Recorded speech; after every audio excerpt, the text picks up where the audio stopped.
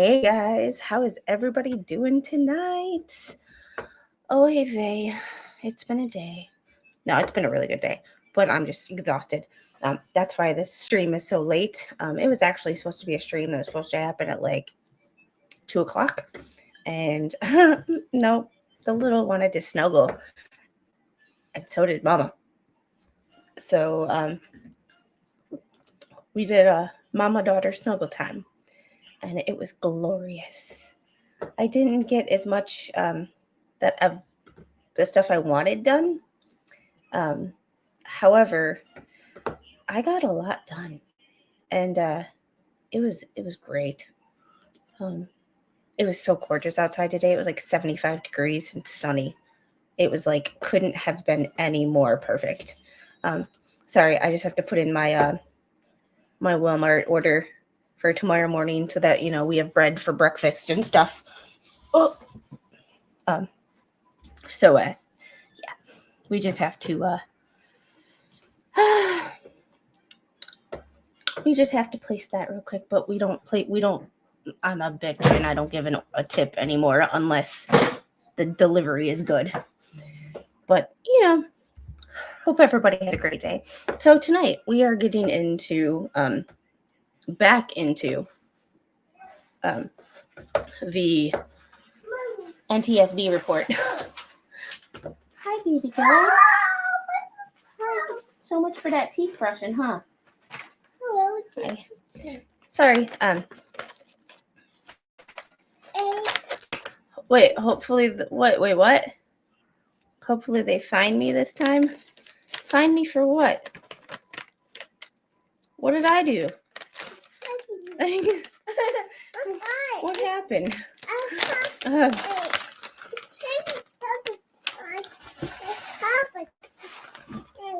you go, beautiful. Bye. Chris, what did I do? All right, so we're going to get into it, and then when our special guest arrives, we will continue with the discussion. Okay. I was like, wait a second, what did I do to get fined? I've been threatened to be sued lately. Oh, that's another thing. My favorite hater commented on my stream this morning, TikTok. And she spelled it like the app. But I'm like, should I take this as a threat? And Cynthia, thank you for the oh, come on. Before we get started, the $10 Venmo, just because you are awesome. Thank you so much. I really appreciate it. Well, extremely smoky at my place. 400 acres burned behind our property over the last couple days. Oh, Angel, yeah. Sorry, I'm still in the coughing mode. She brought me her phone because it said too close to your face. Because we have a setting that if it's too close to her face, it says she can't use it. That's how I'm working on distance. We don't need everything right here. That's how we lose our sight. Oh. All right, so I am going to share this report. And this is just one of many reports that I want to get into. I really like aviation. I used to work in aviation. Mr. Squid still works in aviation. So this one's personal to me because I was a figure skater and there was 11 children, figure skaters, 16 and under, that were at a high level development camp on this plane. So this one is personal to me also because I was military and some of the things that the Black Hawk was doing just don't make sense to me. So I'm having a good time putting this together and also giving people my opinions on them. Oh, hello. And Ang Hong Hero, thank you for the 5 gifted Squid Proco memberships. I will be doing more member stuff. I always say that. I want to do at least one member stream a week. And those went to Fair for All, Bearded Man Steve, Clear as Mud. It's a good name. Deborah Hudson and James Russ. Oh, hey, Deanna, how are you? This one is close to my heart, too. The Black Hawk pilot I knew. Was it the pilot that was doing the test flight, or was it the instructor pilot? Not that it, matters, but it matters.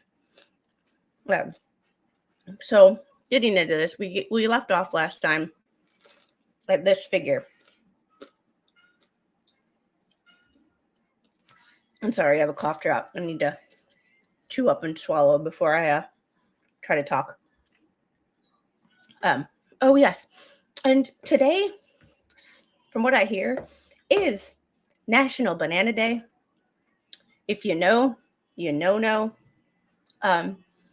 So send them Baby Squid banana funds if you got them.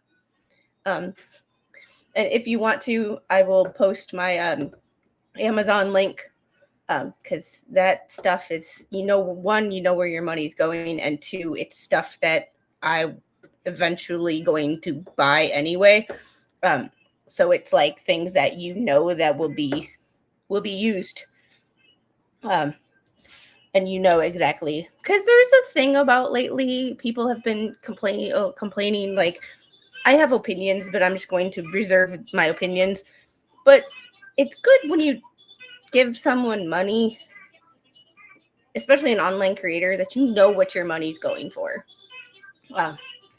This is all Baby Squid stuff and stuff that we use in our daily life, like getting new towels, because we haven't gotten new towels since 2011 was the last time that we got new towels. So, oh, thank you.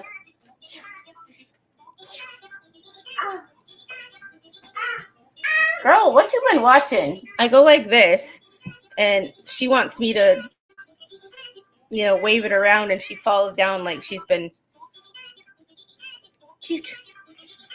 What did you do? Screen distance. You need to take your screen farther away.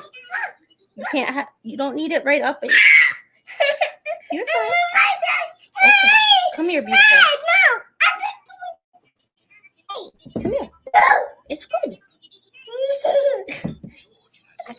I get you. All right.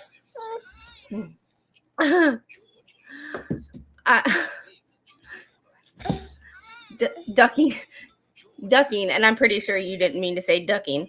Commercial after I made my comment, so if I commented about it, I didn't hear it. Couldn't skip. I did comment. Was it the instructor pilot or the pilot testing that you knew? I mean, because it matters. It matters, but it doesn't matter. Purely curiosity. All right. We're not gonna get mommy copyright struck. Oh boy.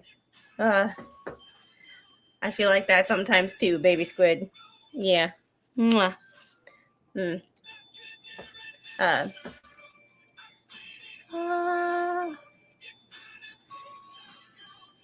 Oh my goodness. Roy watched the original Faces of Death from 1978. They showed an actual skydiving death, and wife wondered what was the last thing that's going through his head. I said his butt. I mean, hey, Faster Pastor, just a quick stop in to poke me. Well, Shabandon.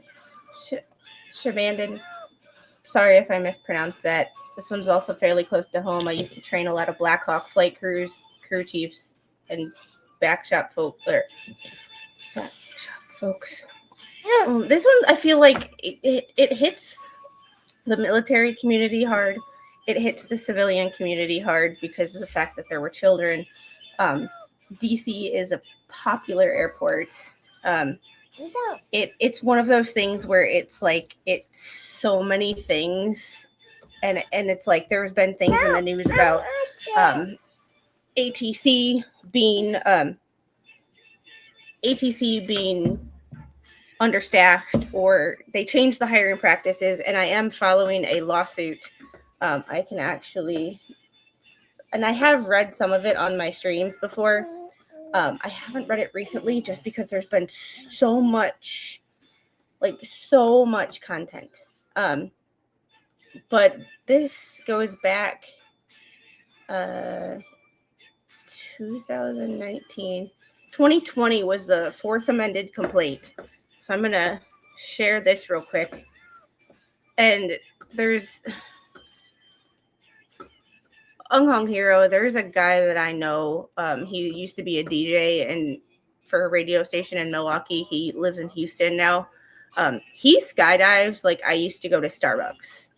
Like he skydives all the time. So here is the lawsuit. That was from 2015 was the original filing. But this is the Fourth Amendment and supplemental class action. In 2014, the FAA, with illegal race-based motives, stripped graduates of the Air Traffic Control Training Initiative of their merit-based pre-qualified employment status. So they changed their hiring status to people to be more inclusive, which I'm all for anybody being able to do any job, but change the way you advertise the job, change the communities that you go into to find candidates, let them know how to be qualified and go about it that way. Do not change qualifications to get more people, because then you're lowering. And this was back in 2014. So think about 2014, it's 2025. All the people that were training them and the people that were in charge have started to retire and move on. And now the people who went through this change in hiring practice are starting to be at the helm, so to speak. So it's one of those situations. Hey, Flash fan, how are you? Yeah, I didn't stream earlier because the little wanted to snuggle and she actually took a nap. So I took a nap with her, and I got my little girl snuggles in last night because Tuesday night she goes to sleep with her dad because I have to work.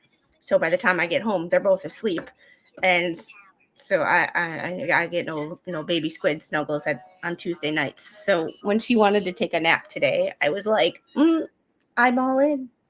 So I had to cancel well, I didn't cancel it because I didn't schedule it, but I had to change my time. So I figured I would do a night stream for the first time in a while.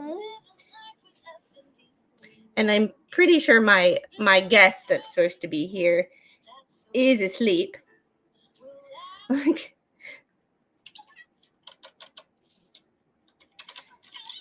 So let me just text them to make sure, see if they're awake or not.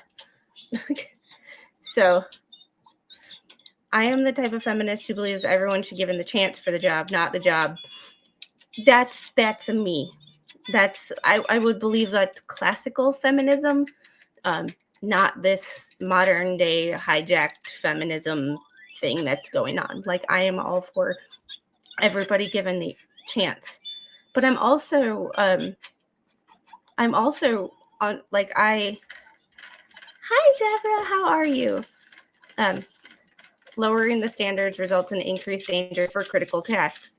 Yeah, and since this lawsuit started in 2014, just now is where it's starting to become in my opinion, this is completely my opinion. I used to be friends with some air traffic controllers, but they live, you kind of lose touch after a while.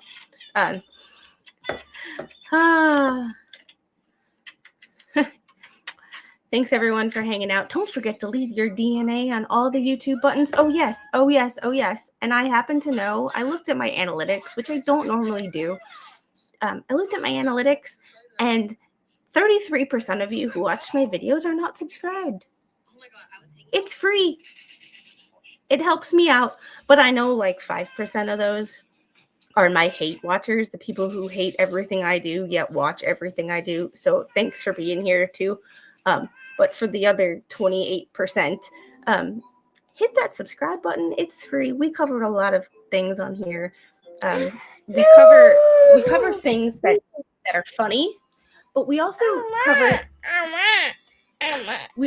cover things that are important. And I think that it's too close to your face. Yes, there we go. When you bring it too close to your face, it doesn't let you watch it. Turn up subscriber only chat. Yeah, I set it for 7:45 because Mr. Squid said he was going to bed, and I got her changed and everything. So I set it for 7:45 because I'm like, but why not just start a little early? So yes, 33% of people who watch my videos are not subscribed. And Flash Fan, I know you're subscribed because you've been one of my subscribers. I think you were like the first 50. And hey, David. All right, coming to the show, Spawn Trooper. How are you, my friend? Oh, yes. Good evening, ladies and gentlemen. And this is me coming to you from down under in hell. But General, I try to. I know that YouTube doesn't send out notifications a while for some people, so I try to start a little bit early sometimes so that I can, start actually talking about the topic when I want to. You can unsub and resub. Well, What I walked into? We were talking about, this is the lawsuit, that the class action lawsuit against the Department of Transportation, that where they changed the hiring practice. So, yeah, still number one subscriber. Yeah, I think you were like 2 or 3 because I think I had like 5, and I'm like, I've never even uploaded a video. How do I have 5 subscribers? But yeah, one of the first ones when I started my channel, Lori was on my first live when I couldn't figure out how to add myself to the stage. It was embarrassing. That's one of the only videos I've deleted. All right. So we are going to get back into this. Yeah, I value your opinion, don't agree occasionally, but that's civilized dialogue. Yeah, and it's one of those things of like, we cannot agree on things. Here's how I see a lot of this is we can agree on the end result of what we want to accomplish. We just disagree on the path to get there, which is fair. Okay, bye. Bye. Your water is right here, baby. So we agree on the end result that we want to accomplish. We want safer skies. We want people to be held accountable for their actions. We just disagree on some of the steps on how we get there. But Spawn and I do that all the time too. So, it happens. I don't agree with anything you just said. Well, suck it up, Buttercup.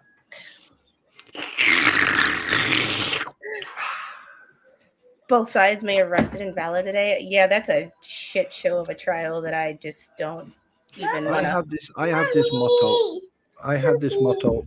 You may not agree with what I say, but at the end of the day, everyone has a different opinion, and it doesn't mean that everyone's opinion may be the same as yours.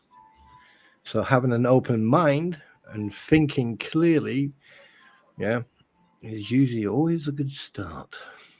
Oh, yeah. Spawn wants more dangerous skies. We're going to put this right here. You have to put it right on my... Oh, you're going to use my microphone to... Wait, I want dangerous skies? Well, you said you don't agree with anything I said. I was being sarcastic, ladies and gentlemen. He knows that. All right, let's get back into 66% just of the before time. You do, though, just before you do, ladies and gentlemen, before we get into this topic, all right, please remember people lost their lives in incident. All right, so please remember that. Okay. Also, in regards to this airport, recently there was a second incident where both planes were on the ground and taxiing, and there was contact made between the both aircraft. Some damage was made, but no one was injured. So this is now the second incident that's occurred at this airport. And speaking of that incident, there were members of Congress on that plane. Forgot about that part. Yeah. So you know how things only matter when it happens to them. Like some of our, there were some illegal immigrants that were shipped around the country to places. No one really cared until they went to Martha's Vineyard. Angel, that's mommy's microphone. It's not your phone stand. I will be your phone stand.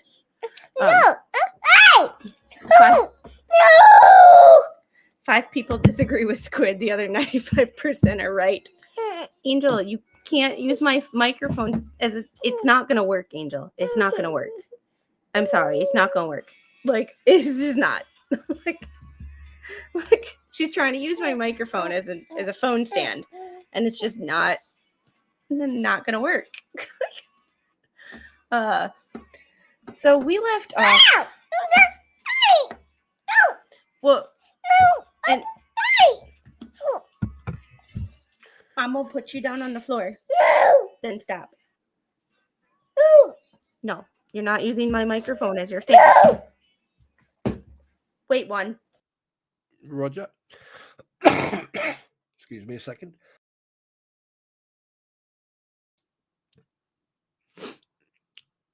So what did I miss? He doesn't like the word no. Shocker. Adults don't either. Actual fact, good evening, everybody. She's very mad at me when I say no to her. It's like there's some things I'm willing to compromise on, and then there's some things like using my microphone as your phone stand and potentially knocking over and breaking both your phone and my microphone. Not a thing. This is all made me drink heavily now.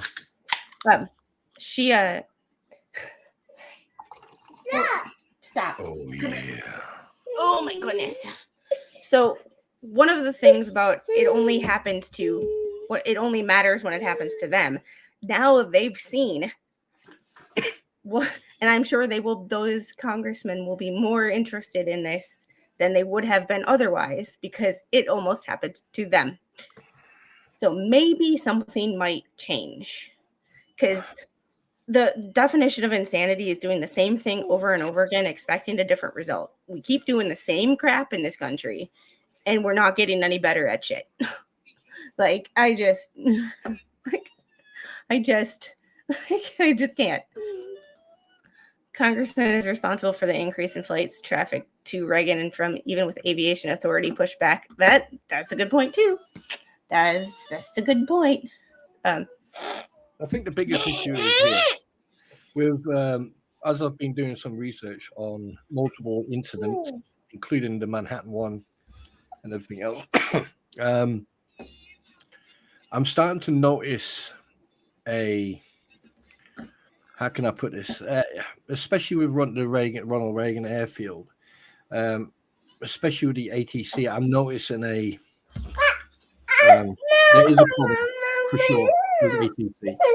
But overall, the amount of incidents and accidents that have occurred over the last 2 to 3 months, not just in Canada, but also in the States, is making me, obviously, we're not going to discuss it with this topic, but it's one rabbit hole that I think that, how can I put this?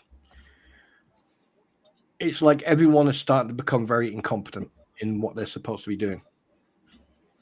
And that is concerning, because if the thing is, when it comes to flying is one of the safest methods of travel, and it has been, right? Yes, there are incidents. Yes, there are accidents, but this is mostly due to possible human error or mechanical. However, to have these many incidents happen in such a short period of time, and at Ronald Reagan Airfield or airport, to have 2 incidents happen, where unfortunately 67 people lost their lives, and then 2 aircraft are severely damaged with senators on board.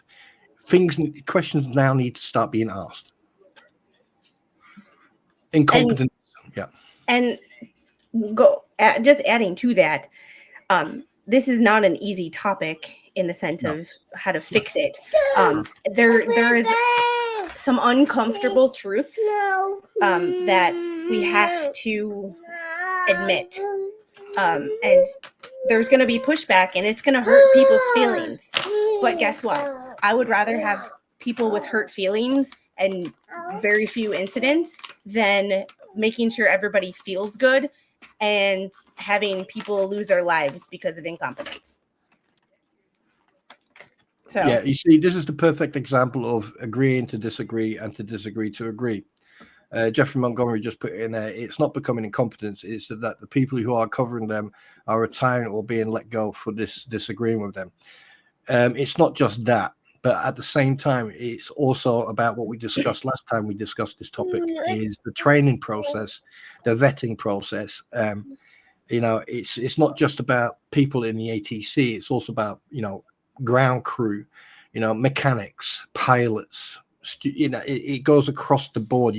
You can't really pull one segment out and say it's their fault.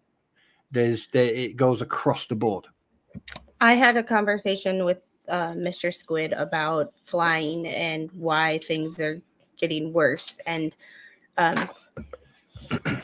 companies at this point are needing bodies, so they don't require as many. Oh, you're getting down? No. Okay. They don't require A&P licenses like they used to. Then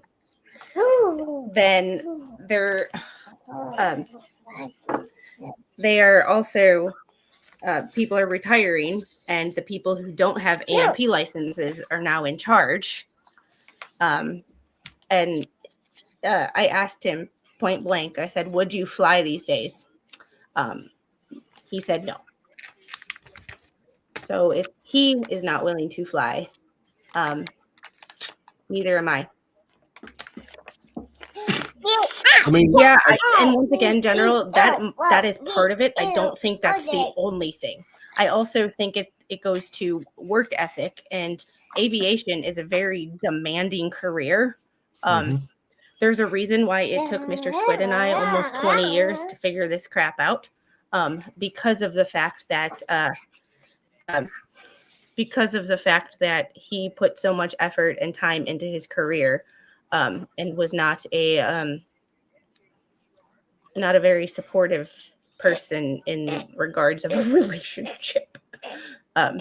So yes, this right here, I'm all for everybody. But I was talking to Spawn last night a little bit, and they changed the. You don't have. You want to take your socks off? Yeah. Okay. Take your socks off. I mean, while you're doing that with the socks and everything, there's one thing I want to bring up. Say bless her cotton socks. There they are. Yeah.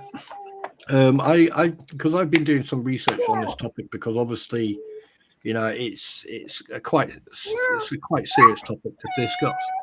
I was doing some research and I came across a video with a chap in a Robin 44. It's a small.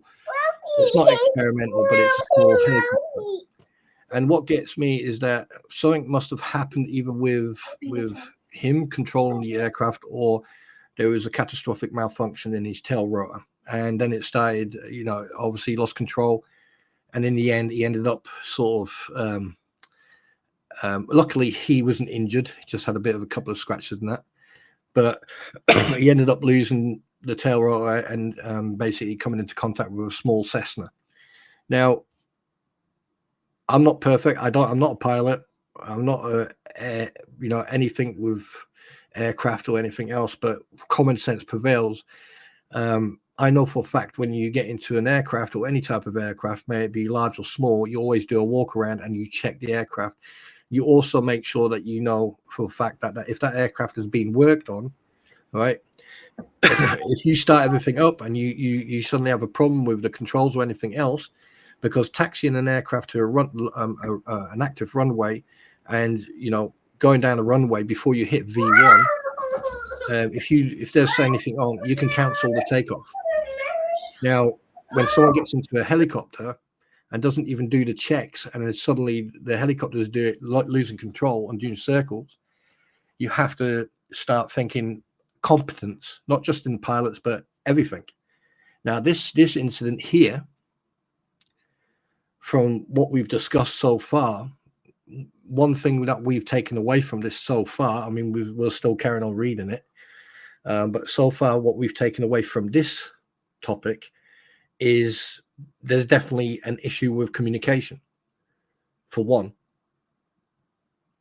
Also, we need to find out, experience with night vision goggles. There's a lot of questions that have to be asked.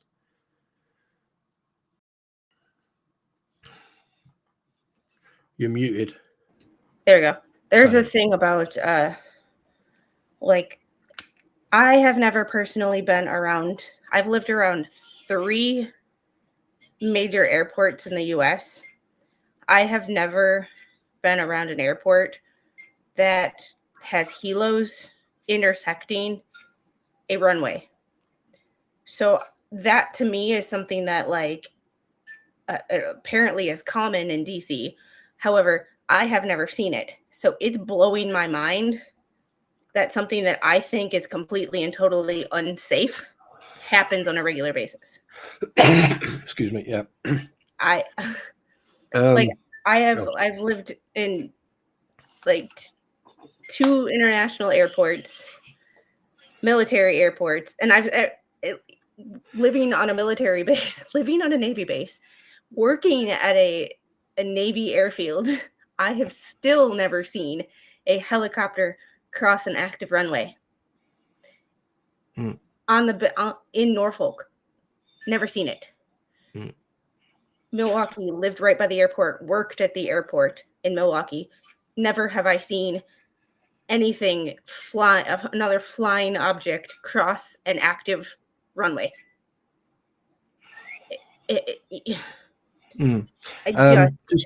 Sorry. It just blows my mind. I've never seen that. So it is trying to wrap my head around the fact that people think this is a good idea. Can I just point something out? Jeffrey, just a quick one in regards to your comment about the incident with Sully, aka the Miracle on Hudson Bay. They were not questioning him about the bird strike. What they were questioning him about was the fact that he had the ability to get to LaGuardia or the other airfield. However, what he was what the whole thing was based on was those certain amount of time, because obviously their reaction, the human factor, was taken away from that. So they were working on, put someone in the flight sim, let's see what happens when they lose both engines. And as you saw, even in the film, right, they made it to the airfields. However, when you put in the human factor, like doing engine checks, trying to restart engines and everything else, right, they didn't add that. They just added, they just took the part, right, you've got both engine failures, there's the airport, that's how high you are, that's how far they are. And so that's how they went by that. But what they didn't add was the human factor of the 2 pilots working through their checklist, trying to problem solve. And that's what they did not add. And when they added that, even in the film, predicted in the film, you saw that the planes were not able to land at either airfield. And that's why, I mean, it was common. It was already proven just through the CVR that they had bird strikes, because like when they listened to the CVR, it lit up like a Christmas tree, but yeah, I get what you're saying, but it was the human factor that the NTSB and the investigators did not add to that incident. And yes, he saved everyone on there because, he was a former Air Force pilot, I believe, with quite a few hours under his belt. And they both, him and his co-pilot, both kept calm and kept their head on the shoulders, So, but anyway, we are digressing away from this one. I think we got to end of page 7, I believe, last time.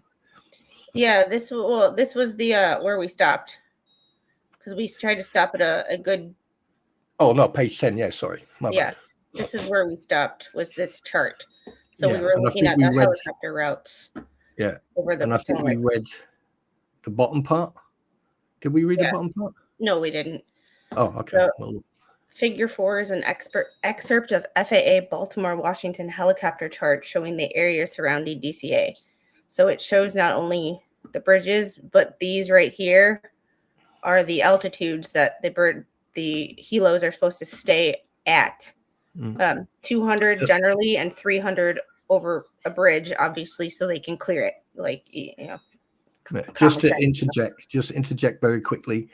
If when you're looking at these numbers, if there's a line above the number, that's the ceiling height. If it's below, that's the minimum. So that's what I've been told. Not sure if it's true or not, but that's what I've been told. Yeah, I don't know. But you can see they were on what looked like Route 1. Coming from the Key Bridge, or what's supposed to be the Key Bridge.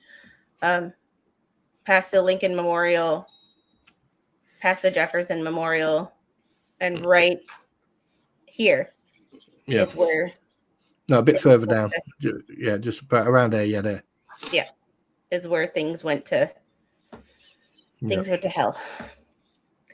All right. Did I send you the links to all the graphs of that airport? It's got there's a link I sent you. It's got all the IFR and the VFR. Dion, correct you on something you just mentioned. What you need to understand is the flight patterns and flight levels around certain areas. Because of my old job, part of my old job dealt with that. They're called tracks, just to clarify. I'm just looking at what this says, and this literally says route. So that's the words I was using, because it literally says Route 1. So they might have something official that they used, because this is what I'm assuming this is what DCA has, the map that DCA has. So this might not be the military version. This might be what they give the civilians, and they use route. Just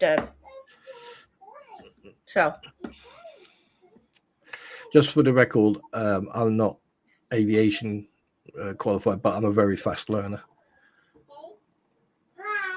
I actually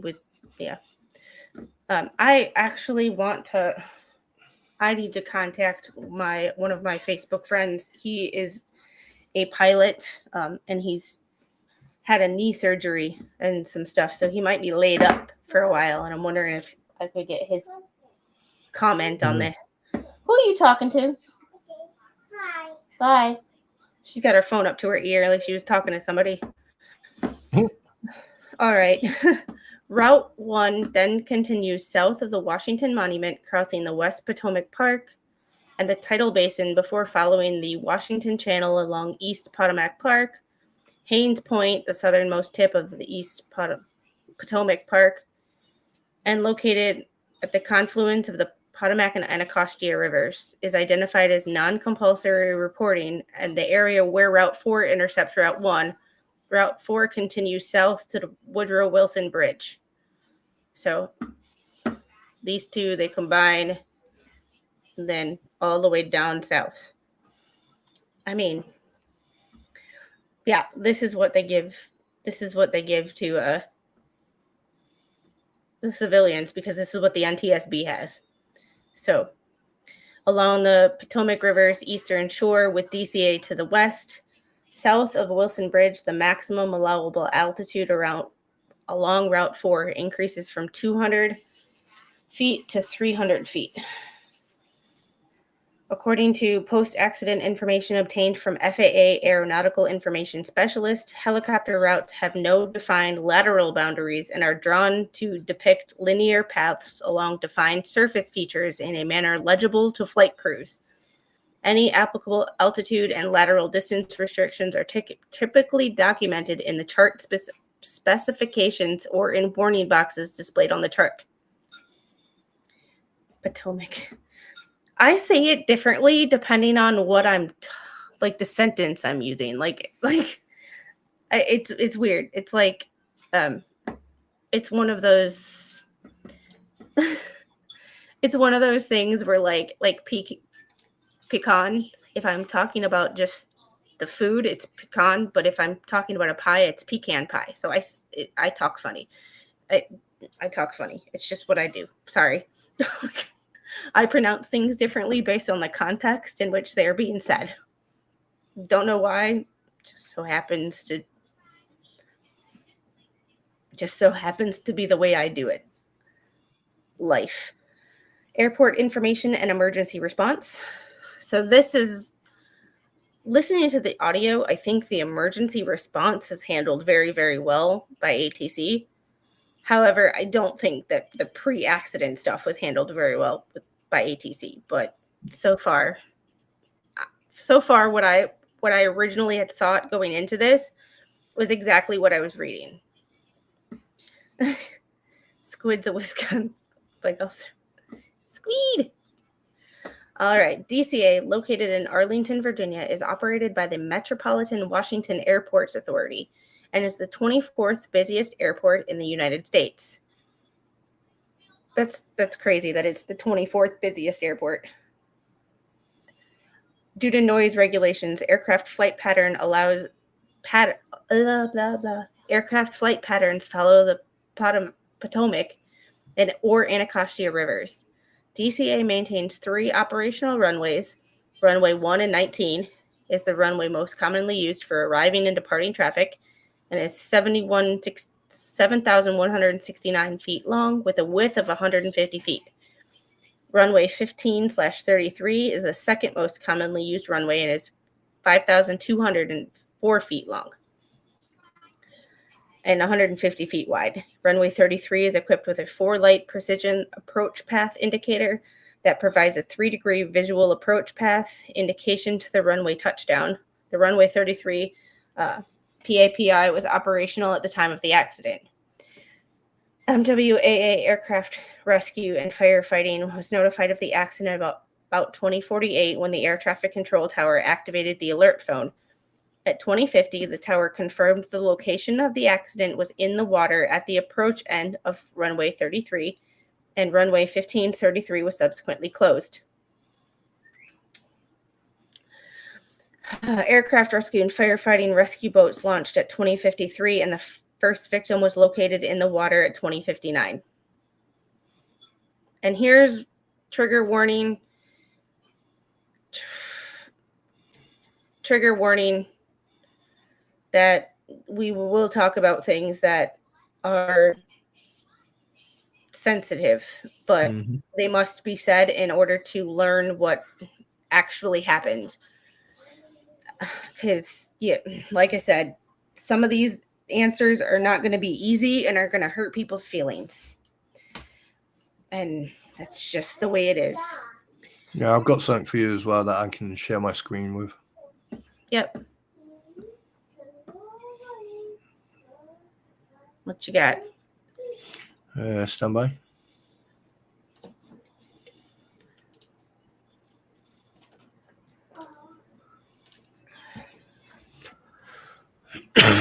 Excuse me. Okay, basically, originally, the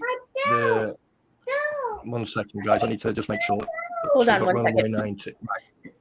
Okay, just to give you an idea, this is the flight approach route for runway 1, which was the original runway that they were supposed to use. Okay, as you can see here, you got on the left hand side here, you've got runway 15, runway 19 at the top here, and then at the bottom here you've got runway 4, runway 1, runway 33. All right, at the top, you've got all the different frequencies. You've got the, I think this one here is for the helicopter frequency. And then you've got the approach frequencies, I think. Then you've got the tower frequency, and then you've got ground. If you have a look here, this flight path here is for runway 1, which has a descent, as you can see here. And that's up to 1.3 nautical miles of the actual runway. Okay, and as you can see, the descent comes down from 2,500 feet all the way down, so as you can see here. So basically, runway 1 would have been a perfect runway for that aircraft. However, they were moved from runway 1 to runway 33. All right, and if you look at the flight path of runway 1, the glide slope takes them way over. So basically, the helicopter it would have been low enough because they have to fly. Their ceiling is 200. Now, if we go down to runway 33, this is the runway 33. All right. 1 second, I'm trying to. And there you got the glide slope, same thing, but they come down lower, further out. So the aircraft would have been slightly lower. Right. The approach angle was lower. Right. Including with all the communication, with the lack of communication, the breakdown of communication from what we've figured out, well, what we've assumed, speculated that there was a breakdown in communication, right? And here you've got the route of the helicopters. Sorry, this is the route for 19. I do apologize. That's runway 1. There's runway 33. No, that's back up. Right, there you go. That's runway 33. Okay, VGSI and descent angles not coincided. So basically, that's the descent angle. And that's from 5.5 nautical miles all the way to the runway. Now, I'm not a trained pilot, so I can't really comment. But the fact that they got moved from runway 1, which was higher glide slope, and that would have, could have avoided what happened. They were then moved over to runway 33, which then took them. They had to then circle around to then get into the glide slope for 33. And this is basically, that's 15. Where's 33 going again? I'm sure they had 3 here. There's 1. There's 1. Yeah, so there you go. Anyone who's a pilot or is trained in this will actually see what I'm talking about. The flight path for runway 1 approach was higher than it is on 33. So there you go. But the fact that there's multiple frequencies, like the helicopter frequency, the ground, the ATC frequency, it's just insanity. Oh, that's a different approach. That one there, that's for runway 1. There you go. There's the word circling. Oh, hang on a minute.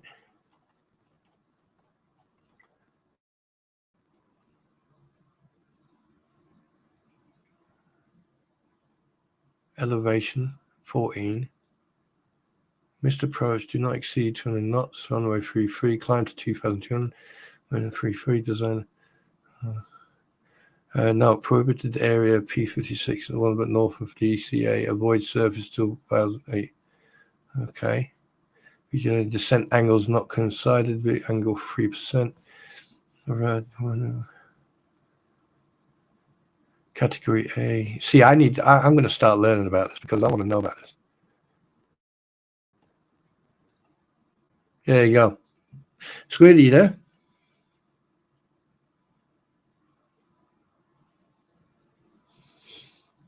Where does Squid go? So, I mean, like, where is it? What gets me I'm here. We just had to. I like. The little is upset because I told her to go to bed and she doesn't want to, and she's laying in bed screaming like she's being tortured, and it's like, no. The question I've got is free again. Where's free again? Hang on. Right. Okay, right, so this is runway 1. The approach and the all right, that's the approach. That's 1-1. Because I just found the word circle. This is 19. Where's free? It's 15. Right. It's this here. This is what I want someone to explain to me. Now, is this the excuse me? Is this bit here, the 1.4 nautical miles, right? What's the height here? If this here is 1,700 and you come down, then that's 1,000. So that means from 1,000 feet you start descending. And I think that one there is if you're doing a go around. That's what makes sense to me based on what I have seen. And based on what I've experienced. So like if we look about this bit here, we're looking about around here, right? Because this will be over the river. So we're looking about the impact was about here. Yeah. Yeah. Right. If you think about it, right? So the impact was about here, right? So we're talking about around here. So that was on his glide slope. I gotta go. So again. why was he still white? Okay. The dotted line for you needs to go around. So that's the dotted line there. That's a go around. Yeah. So if he's not going around, he's still coming down. But that's 1.4 nautical miles from that point there to here. So my question is this: why was he at 373 feet? He should have been that low around here just before the runway. He should have, I mean, he wouldn't have been over the numbers, but he would have been definitely over land. He would have been around here. He would have been around there. That's what's not making sense for me. I mean, I'm not a pilot, but you know,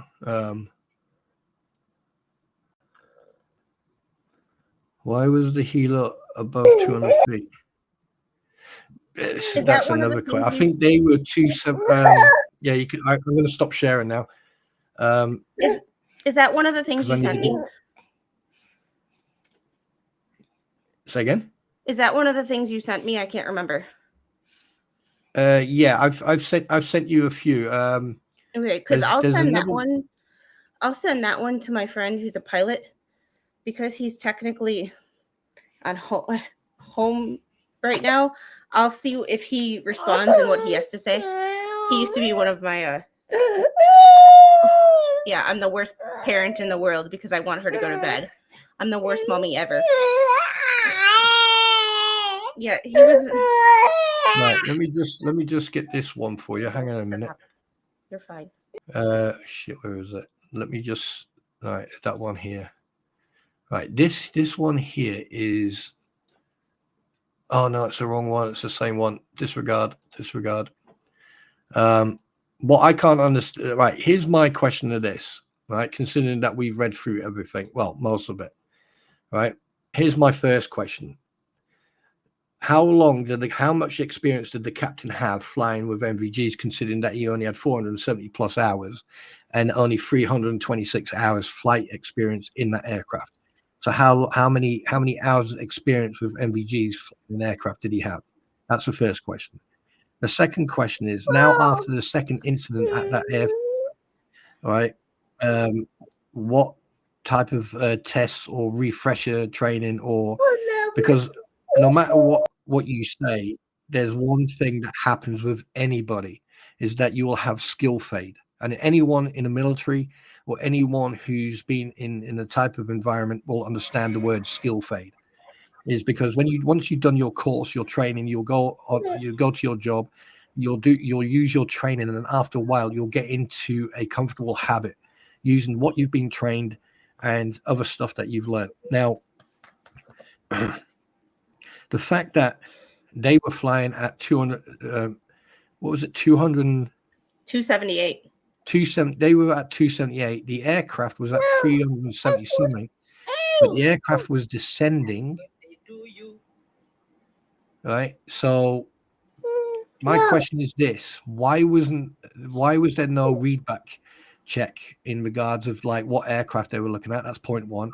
Point two, there was breakdown in communication. So, as a pilot, you would ask, can you say, repeat your last or whatever? Plus the ATC moved that aircraft from runway 1 to runway 33. What were the reasons for that? Having someone on the runway, you can expedite someone getting off that runway unless there was emergency. And if there is, you get that aircraft to, it's a, what do you call a bolter in a civvy street? Right now I can't remember. You just fly runway heading and climb back up to 22, and then you just circle back.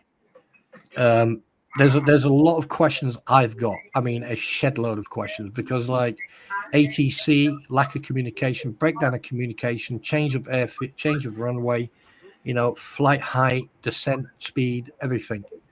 It's all, how much experience did that captain have? Did the IP, the instructor pilot, what was he doing? The most experienced person on the military aircraft was the staff sergeant, who was the crew chief. You got 2 pilots in the air of a plane. There was a lot of breakdown communication. There was a lot of serious breakdown in communication from what I'm getting from this report. Sarah, I have to disagree with you on this one. This was based on what we've read so far, this was just a breakdown in communication from all 3 sides. Like, all 3. Like, not one person messed this up. If you can't pin it on, from what I've seen, the only reason that I would pin it on air traffic control is they're supposed to be coordinating everybody. And that is what the breakdown of communication, it's their responsibility to keep that line of communication open and make sure there are no communication breakdowns. And something else I would like to add, if there is an issue of communication, right? I mean, because you can actually hear it. Sometimes, like you've got like static when pilots talk. You hear a lot of static. Plus, don't forget, right? Someone hit the pressure key. There was a 0.8 of a second. Someone keying, right? I mean, that happens, but that should not cause a communication breakdown. So there's a lot of questions that if I was asked, I'd be asking so many freaking questions. Pardon me. Back here, there was it literally was like, the pass behind may not have been received by the PAT 25 crew as the transmission was stepped on by an 8.8 second mic key from PAT 25. Yeah. There is one instance that they might not have heard. There was a circle, the word circle, CBR data from the helicopter indicated that portion of the transmission stating the CRJ was circling may not have been received by the crew of PAT 25. The word circling is heard in ATC communications as well as the airplane's CBR, but not on the helicopter CBR. So this was not an act of terror. This was not anybody targeted. This was a lot of shit breaking down. People not repeating back what they heard to make sure that what they heard was accurate. It was just a lot of little things here and there. You could not do this again if you tried. Yeah. And also passing behind it, and then there was a breakdown. There could have been, I mean, the end of the wording, I mean, this is just speculation. that communication message could have been passed behind the approaching aircraft CRJ call sign 5342. So that's just speculation. But 0.8 seconds would have not, Yep. So for those of you who weren't here for the last one, 7 seconds before impact, 5342 rolled out on final approach for runway 33. The airplane was at radio altitude of 344 feet and 143 knots. That was extremely normal. I mean, probably low for diverting runways at the last minute, but at the same time, it wasn't that far off of its normal glide slope. Like, because here was the runway 1 where we were originally supposed to be, and then they circled around to 33. So it's not, they were not going too fast. The airplane did nothing wrong. No. The airplane does what air traffic control tells them to do. And if you can just show that picture for a second. Now, just for a second, right? Just work with me on this one. If you look at that picture, you see the yellow area of collision. Now, if the change in runways had not been done, if the aircraft would have continued on its flight path to land on runway 1, right, there would have been so much distance between those two aircraft, right? There wouldn't have been any collision. However, I think the aircraft would have landed by the time that one, exactly, Cat 25 even got there. Exactly. Which I think was the original plan. Yeah, and this is why, because I know when a aircraft flies from A to B, they have to put a flight plan in, right? They have got a certain flight plan unless they're deviated because of one reason or the other.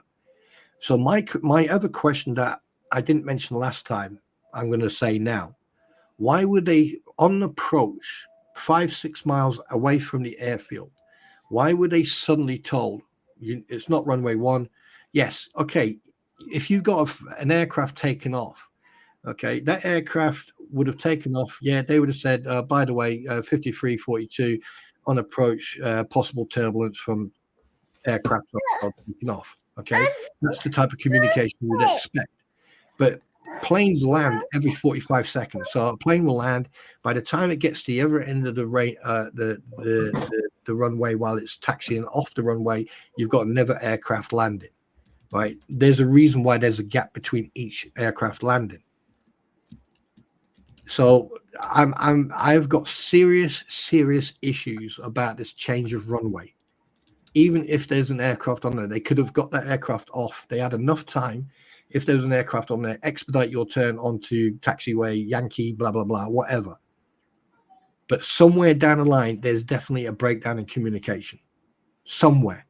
From everything that we've read and we discussed so far, that's definitely on my head. And then obviously the MVGs, the breakdown of communication between aircraft and tower. So, but like I said, I am not a qualified pilot. So I don't think that changing runways is uncommon. It's not an uncommon thing to do. I don't think. But I'm just. I know. So ATC changing their runway, the aircraft thought nothing of it because it happens all the time. Yeah. But it changes the approach height. Yes, but because it happens all the time, it's not a problem, and it's never caused a collision before because it happens all the time at airfields all over the country and all over the world. You can't land. That's why there's always more than one runway open. Yeah. So yes, if they would have just landed on runway 1, this never would have happened, in my opinion. However, that's not the case, and shit happens, and they change runways all the time. So blaming it on the runway change is not, and making the runway change. Where I disagree with you is, from what I'm understanding, you're saying you're making it seem like the change in runway was like suspect. Like no. What I'm saying, there is a possibility that could be a factor to what's happened. That's what I mean.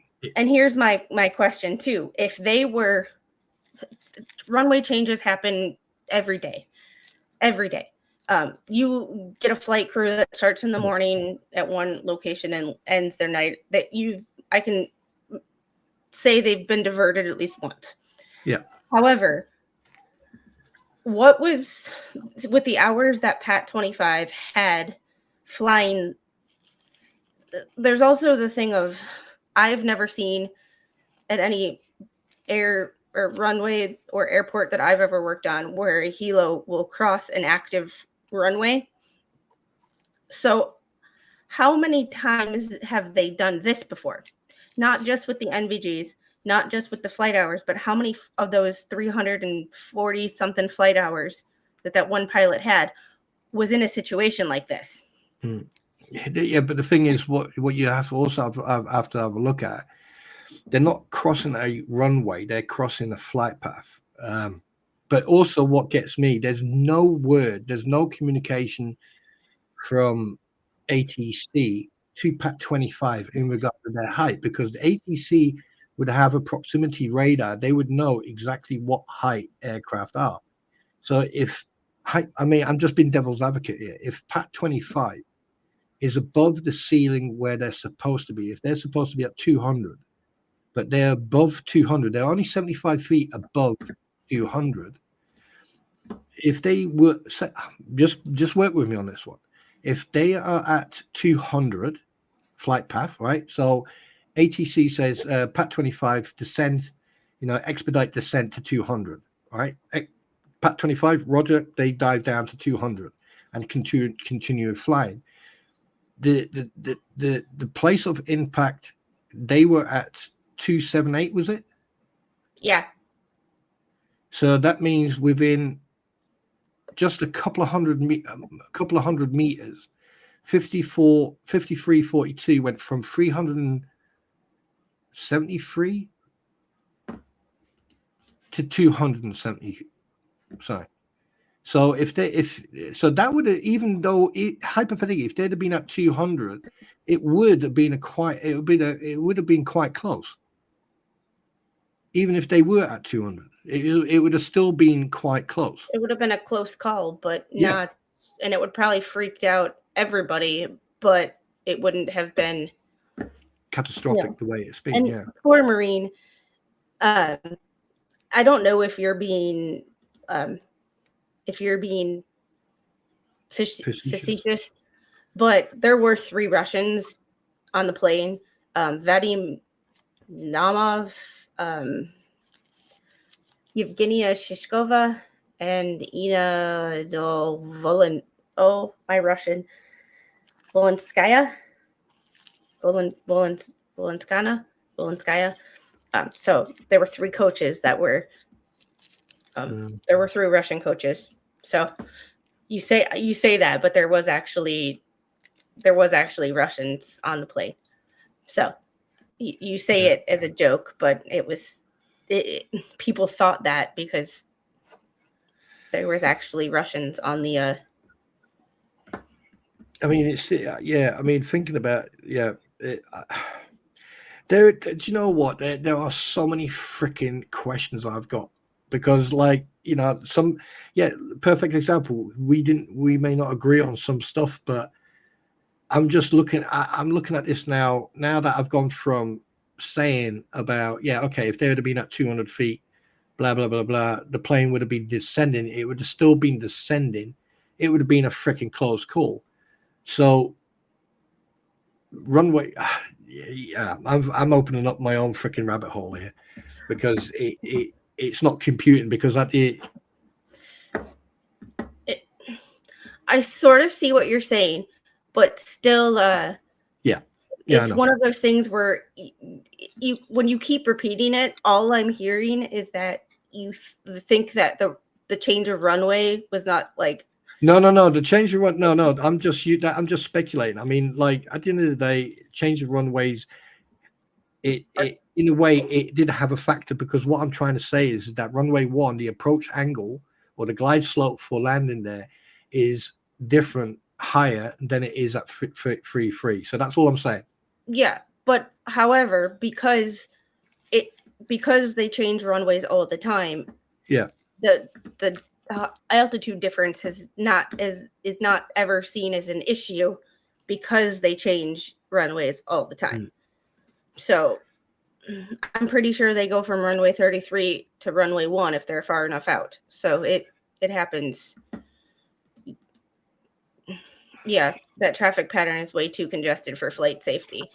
Yeah, and that's why I'm like, why are, like, knowing that this is, hey, Captain Kern Raiders, knowing that this would, like,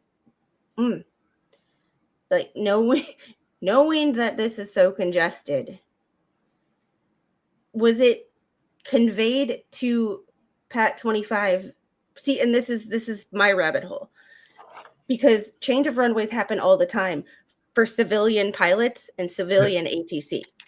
Yeah. However, it was the Blackhawk or whatever, was it aware that an aircraft was changing runways, and was it aware that because they were changing runways at the last minute, their altitude was different? Like, that was another breakdown in communication, because I would I mean, yeah, I get what you're saying. I would have alerted Pat 25 that an aircraft was changing.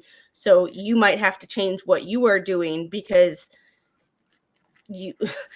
Yeah, that's what I mean about the lack of communication. Because the thing is, I've I mean, I do flight sim, right? And I also like watching ATC communication between pilots and stuff like that. And the thing is, there is an extreme lack of communication about changes about aircraft and movements and stuff like that.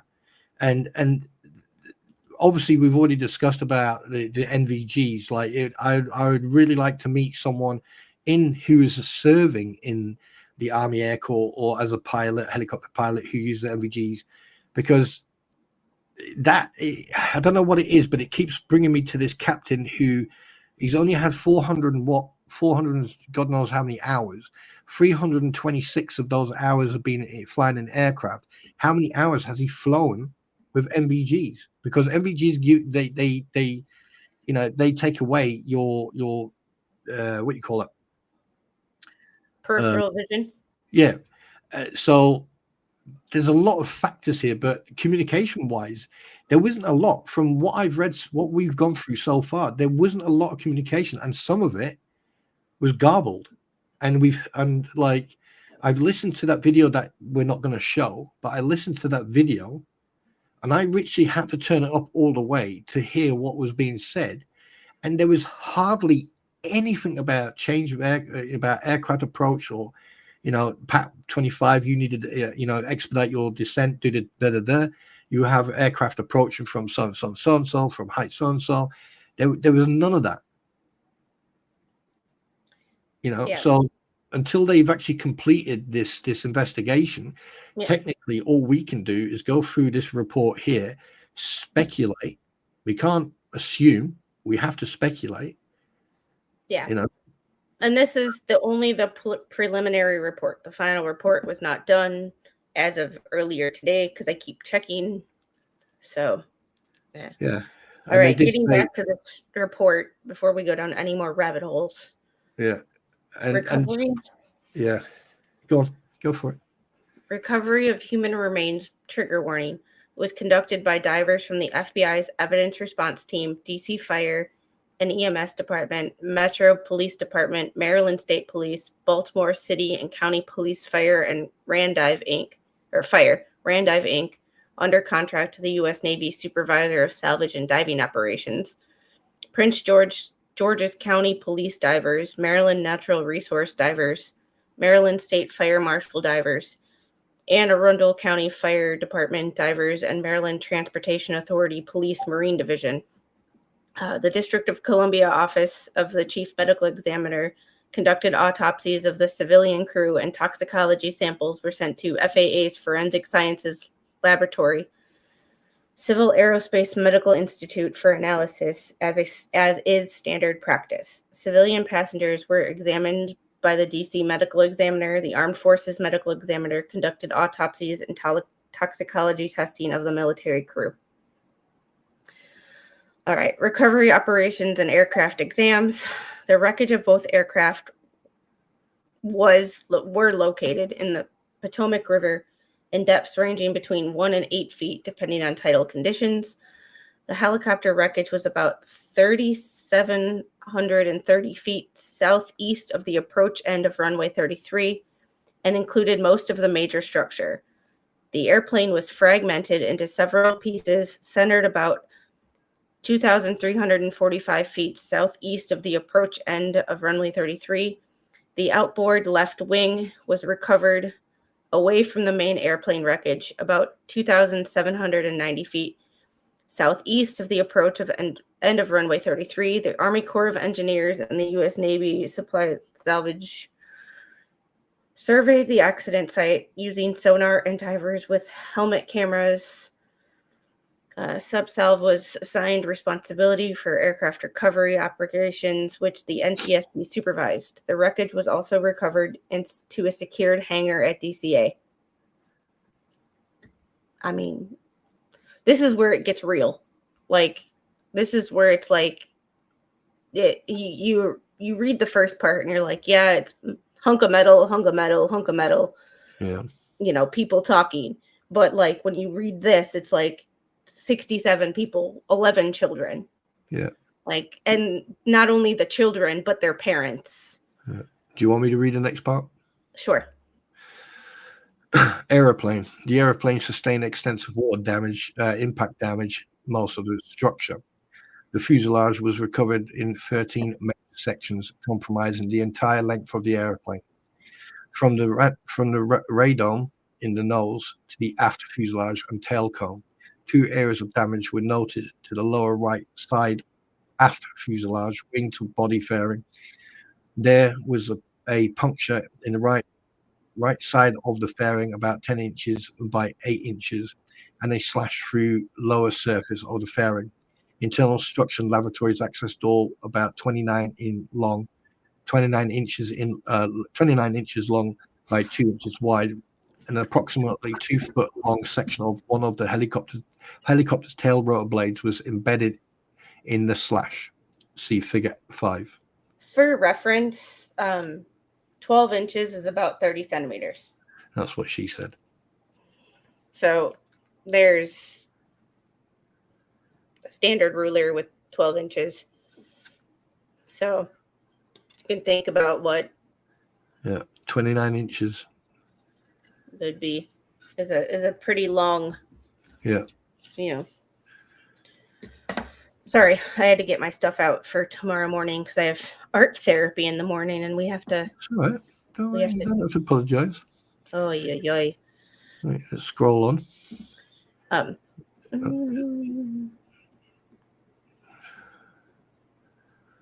There you go. Jesus. I mean, Damage to aft fuselage with tail rotor blade, figure 5. The vertical stabilizer and rudder remained attached to the aft fuselage and tail cone. The horizontal stabilizer and attached elevator separated from the top of the vertical stabilizer. The right wing was largely intact and remained attached to the portion of the right center. Sorry. It's okay. This is part of the reason that I don't do nighttime streams anymore because, Yeah. The right wing was largely intact and remained attached to the portion of the center of the fuselage. The right slats and flaps were in a fully extended position. The right landing gear remained attached and was in an extended position. The inboard left wing between the airplane centerline and wing station WS-178 was significantly fragmented. The upper portion of the left main landing gear remained attached to the left wing, and the lower portion was separated. The outboard tire displayed a diagonal slash through all its layers.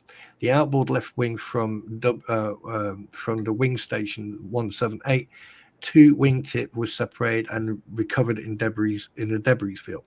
The inboard end of the left center slat displayed a linear slash mark about 52 inches long, figure 6. The slat skin aft of the leading edge of the slash was gouged and abraded linearly aftward. The left wing forward spar aft of. I'll go wait till that one.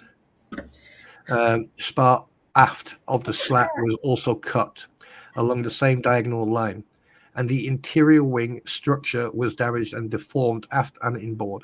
There was some black paint transfer of the interior wing structure. Two other sections of the inboard left slat, displayed impact denting and associated black paint transfer. See Figure 7.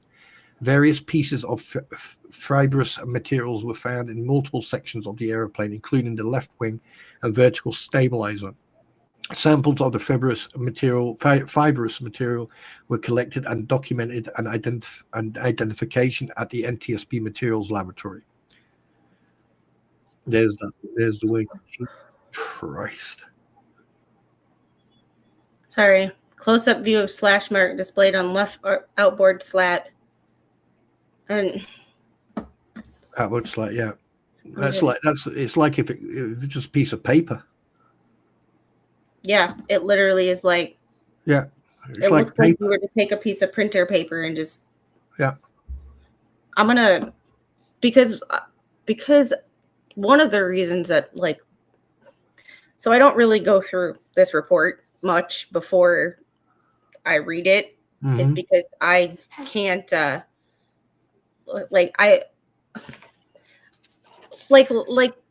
at the beginning of the stream we kind of let sink in or discussed what we had let sink in over the past few days. Yeah. Well, now we read forward, and I kind of want to send these pictures to Mr. Squid tomorrow when he's at work, and just see what him and some of his coworkers, because he's an inspector, so Right. Just so you know, if you don't want to carry on with this and you want to leave it for another day, you can if you want. You don't have to force yourself to go through this.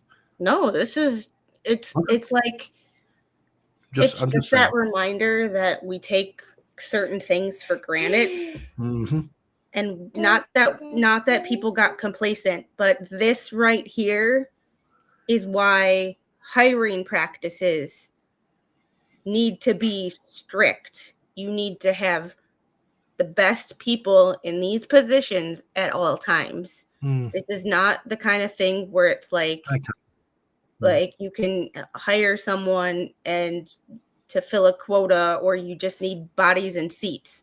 Like this right here is why we're doing this. It's not easy to do. It's not easy to read this. It's not easy to look at all of this. But this right here is why that lawsuit that I brought up earlier matters. Yeah. Because these are human lives. It's not like a teenager that got his driver's license a week before he should have, or you look. This is, it's reality. The skin of a plane is not very thick. The inner layer is thicker, but the bulkhead, because people are constantly bumping and pushing into such. It's made to be light. It's supposed to be lightweight, because if things are too heavy, they don't fly. And the CRJ is notoriously, what did Mr. Squid call it? A flying brick? No. Yeah. It doesn't, once it loses the ability to fly, it doesn't glide. It's not like a glider that just sails down to the ground. It drops like a brick. Yeah, and plus, because the engines are on the tail, it's also tail heavy. So yeah, do you want me to carry on reading? I can. Okay. Yeah, and this information is preliminary and subject to change. Yeah. So, but it's close-up view of impact mark on left inboard slat. Yeah. I'm just going to go to the bathroom. So Okay. Right back. All right. The left number 1 engine was recovered, separated from its pylon with the core mostly intact. Both fan core cowls were separated during the accident. The nacelle displayed no evidence of fire or uncontainment. All fan blades were bent aft, and their leading edges exhibited dents, gouges, and missing material. The right number 2 engine was recovered mostly intact with its pylon attached. The nacelle displayed no evidence of fire or uncontainment. The fan blades were all full length and bent opposite the direction of rotation. Wow. I mean, I'm not an investigator by any means, but like, yeah. On the Kitty Hawk, GW, and Enterprise, the shop had the motto, "Our mistakes don't come back." Yeah. Yeah. And AT1, I was actually on deployment at the time that VAW 120 lost one of their birds off of the Truman. So, and I actually knew that one of the officers who was flying, not the pilot, but one of the guys who was in the back, I had some interactions with him because we shared a hangar. So, our mistakes don't come back, which is why we don't make mistakes. So, all right. The fan blades were all at full length and bent opposite the direction of rotation, except for one blade that was fractured and separated about mid-span. The leading edges of blades numbers 10, 12, 14, 16, and 19 and 22 displayed localized deformation near the tips. A section of the fan case rub strip.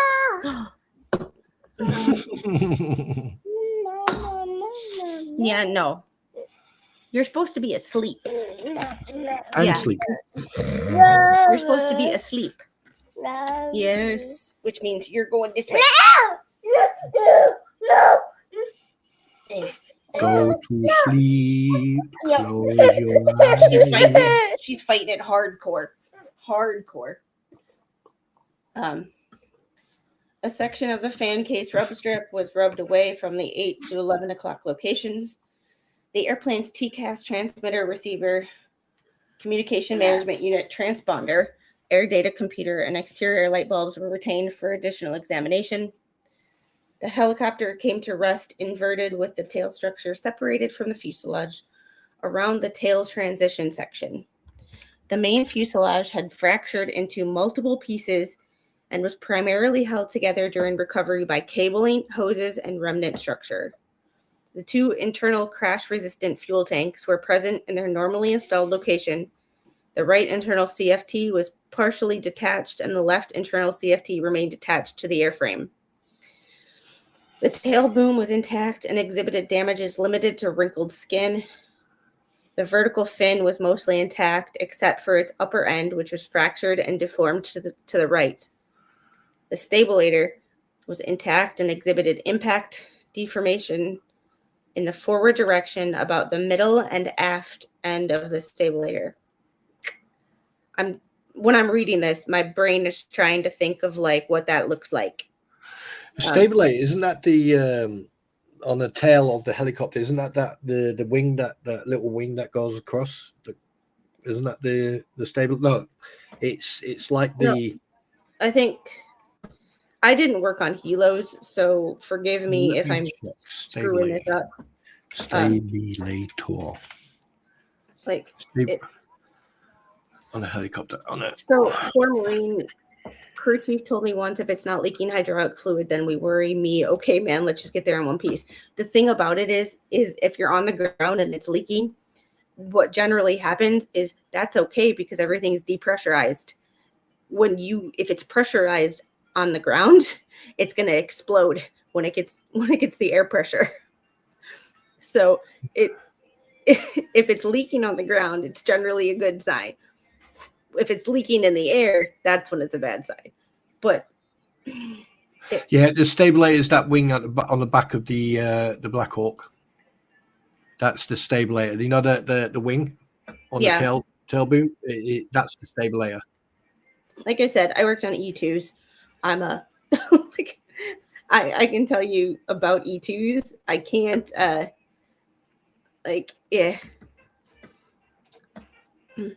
It's okay. I'm sending you the picture. Yeah, poor Marine. The Osprey looks like something I shit my pants flying in. I will not. The Osprey, no. It has such a poor safety record that you'll never. You'll never There you ever. go. I've sent you the picture. You will never ever catch me. No. Okay. That's a You have small received piece. mail. The stabulator, actuator, yeah. But okay. I was wrong in what I was initially thinking, but Yeah. it's the same. It's a stabilizer. Yeah. It's just So, yeah. Oi. All right. It's a death trap. Yeah. The Osprey is a thing. Something I would never want to fly in.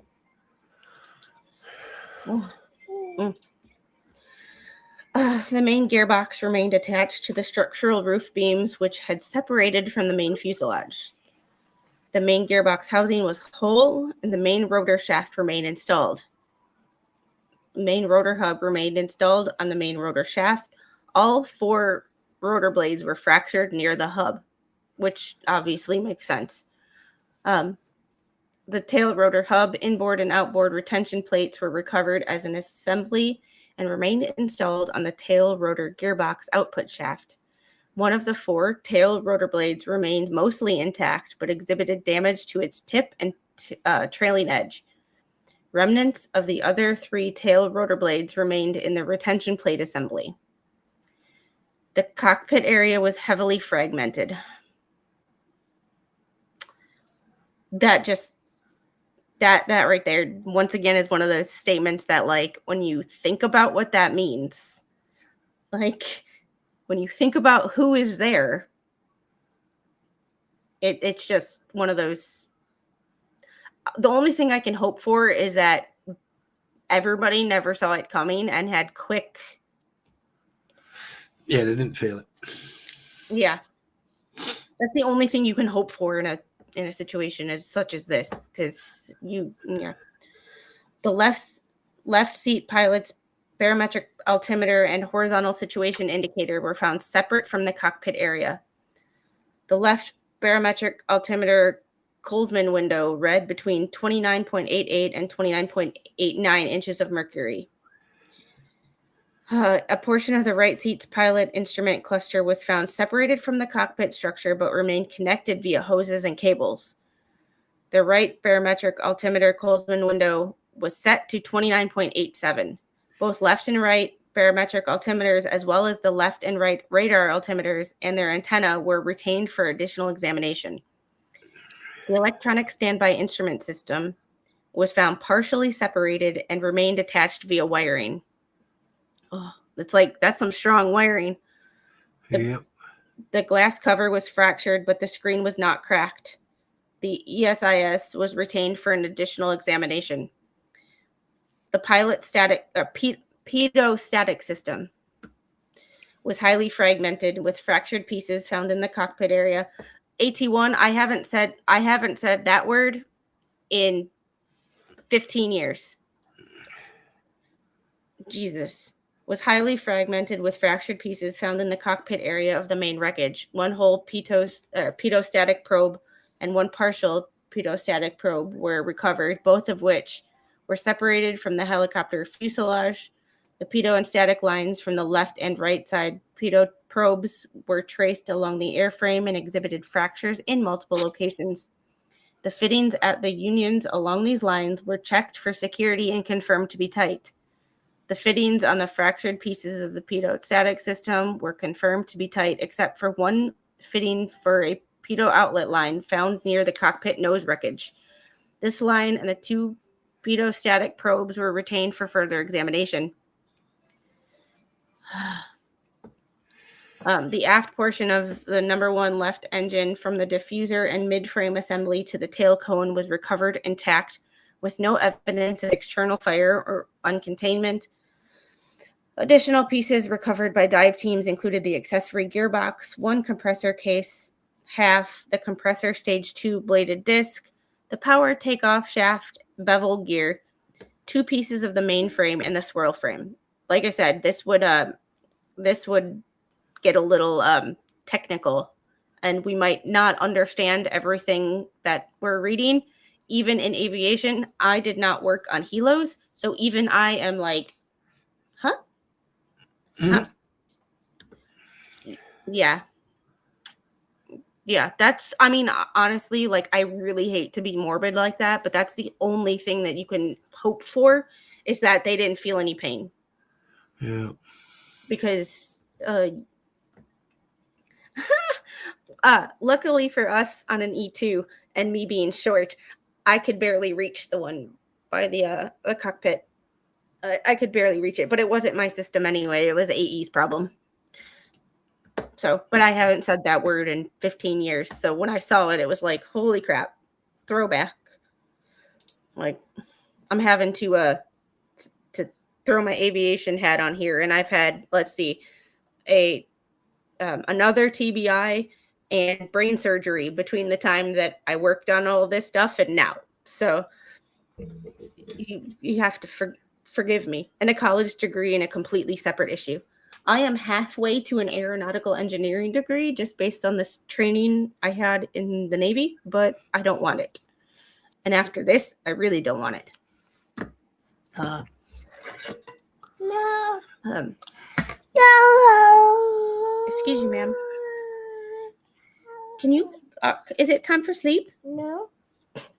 Did you hear that? Y'all hear? Yeah. Y'all hear that? This is what I deal with every night. You ready for sleep? No. No. No. Why do you fight sleep? It's mommy and daddy's favorite pastime. Okay. Dude, Mr. Squid, before we had her, was like the napping champion of the world. Like, he would be able to take a nap wherever, whenever. And now, she is like, somebody told her, and I think it was Slug, told her that naps are for babies, naps aren't real. And then, sleeping became a problem.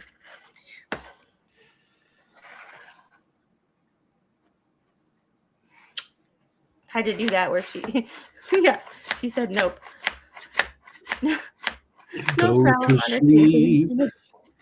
Close your eyes. And we have to use dark humor for this, because like that's the only way to get through some of these things.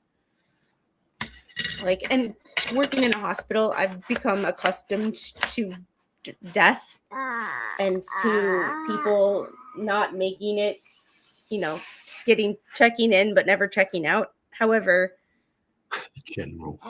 Have you seen Generals?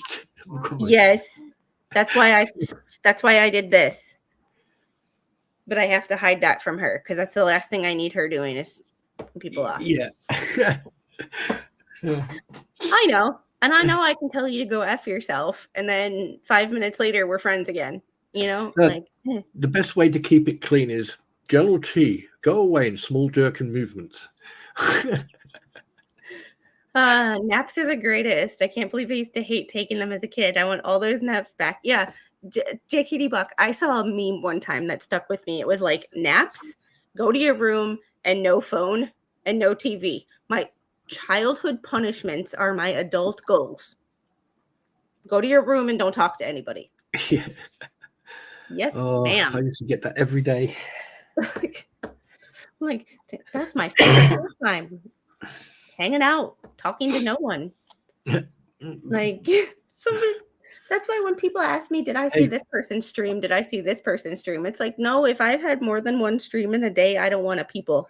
And sometimes that includes hopping in the chat on other creators. Even though I love the creators and I love their chats, sometimes my peopling is just done for the day. Like I can no longer people. Oh, is it time to go? No. Is it time for mommy to stop working? You want ice?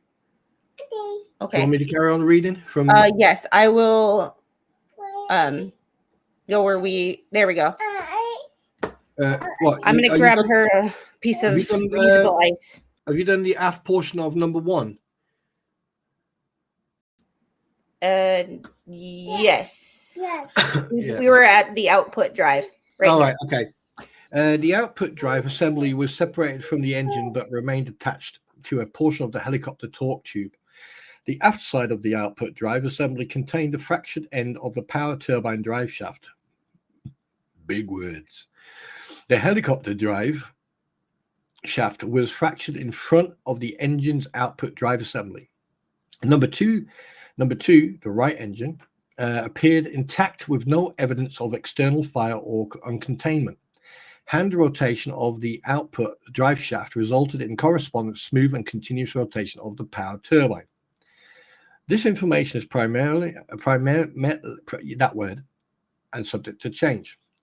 Review of the helicopter maintenance records indicated that an examination of the recovered helicopter wreckage confirmed that the helicopter was equipped with a transponder. The transponder and its remote control unit were retained for additional examination. 2 iPad minis were recovered separate from the helicopter main wreckage and retained for additional information. Near mid-air collision events at DCA. Review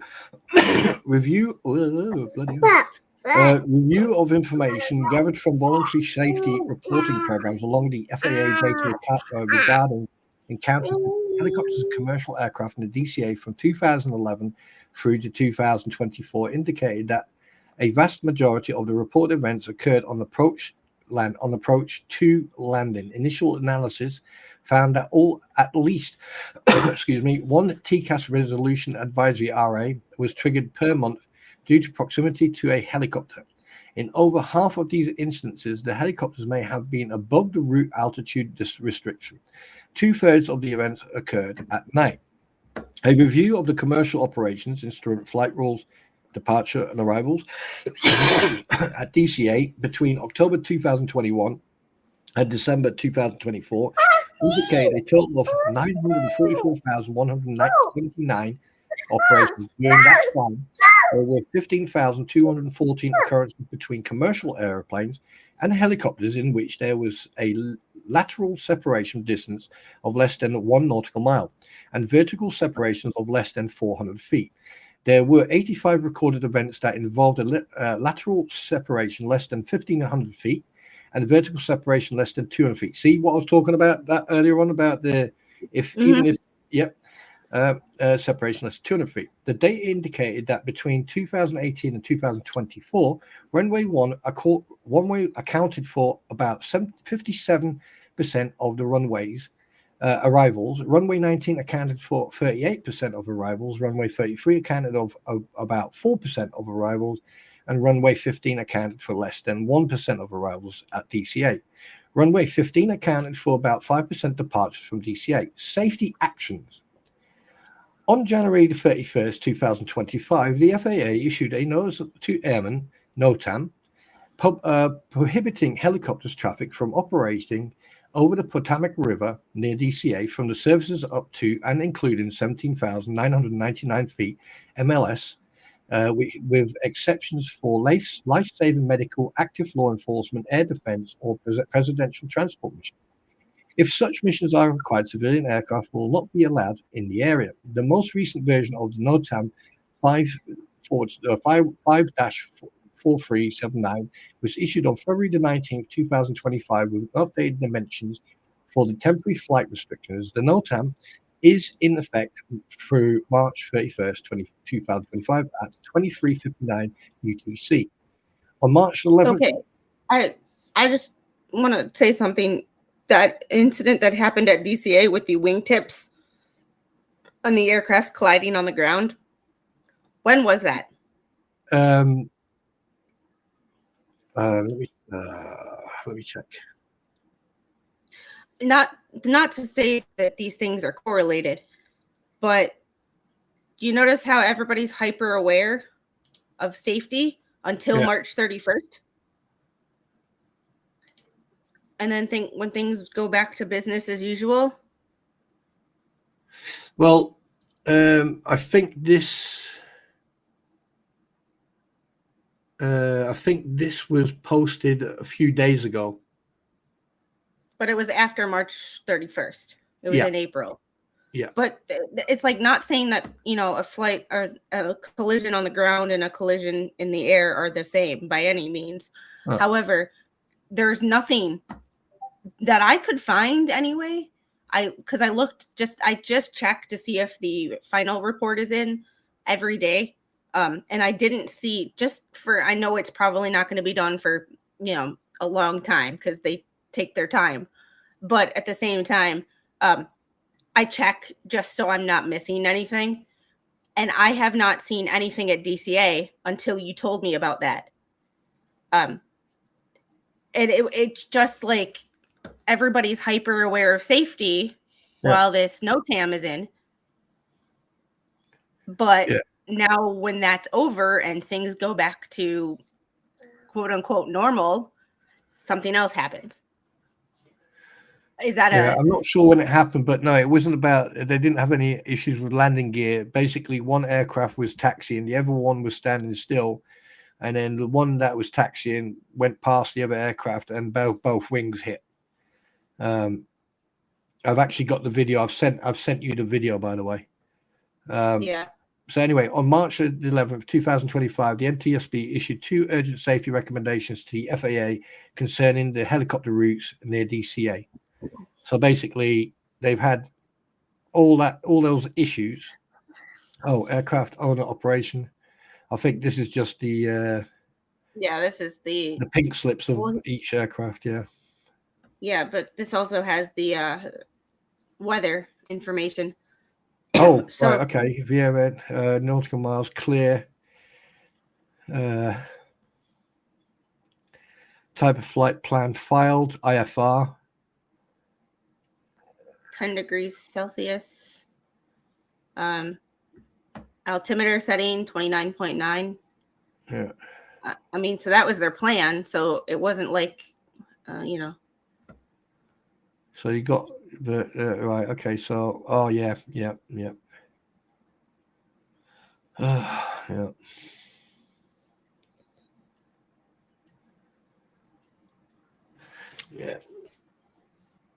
Oh, what a shame. And these are just the people who they're the investigating. Yeah, they're the, what do you call it? So you had someone from the FAA, you had the PSA Airlines, you had GE Aerospace, Sikorsky, the Army, National Air Traffic Controllers Association, Airline Pilots Association, Association of Flight Attendants, International Association of Machinists and Aerospace Workers, Metropolitan Washington Airport Authority, Transportation Safety Board of Canada. That's the name I need. Because in order to get the report for the Delta flight that flipped over, I need to know what the NTSB Canadian version was. Yeah. And then Mitsubishi Heavy Industries, which Mitsubishi is most likely the engines. Transport Canada and Collins Aerospace. Yeah. I mean, and that's it. Yeah. I mean, in conclusion, I mean, there's so many, I feel like I'm sitting in the middle of a field with a shed load of rabbits running around, and there's holes everywhere on this one. At first, I thought it was a quite straightforward, simple, let's speculate, let's read the report and that. But the fact that the 2 major issues that could, for me, these are the 2 major issues, that the breakdown in communication and NVG training. Oh, and Jeffrey, talking about poor Marine, there's an inside joke about somebody's chat not naming names and moderators getting pissed that people use all caps because they think they're under the impression that it hurts the algorithm. It does not. At most, it distracts the creator, but I don't give a shit because I get distracted anyway. No, to be honest with you, I've been reading the report more than I've been looking at chat, so I apologize to everybody if I've ignored anything. No, when you've been reading, I've been paying attention to chat. I've been trying, but I poor Marine and General T are going back and forth with it. And when poor Marine was like, every one of y'all getting banned, and Jeffrey, I was like, for what? I was like, don't worry, it's an inside joke. Nobody's getting banned here. Nobody's getting banned here. The only two people who are not allowed on this stream right now are Bruce and MLS. And I even said hi to MLS because I hold no feelings. No, I hold no negative feelings towards MLS. Like no hard feelings. I just am in that like thing of like, if you share my DMs, I just can't, like, you know, we just can't be friends. Like, you know, but other than that, like I hold no ill will towards anybody because that takes effort and I am lazy. When it comes to hating people, I am just so lazy. Like I am too lazy. Like, you know what? I have too much to do that I don't want to do as it is. Like putting effort into hating people just takes way more effort than I have time for. I mean, be honest with you. Like, I thought, you know what? Tonight I'm going to try and have an early night, but then I remembered. I went, oh sugar! I got to do the NTSB with Squid, and I was like, I can't miss that. I just can't miss that. So I was like, making the General. In my defense, I banned him on Veterans Day last year, so it's been a while. And second, it was only supposed to be a 24-hour timeout because he was talking crap, and I was like, I just can't deal with this today. I was in the middle of doing 1,000 box step-ups with a 20-pound weight vest.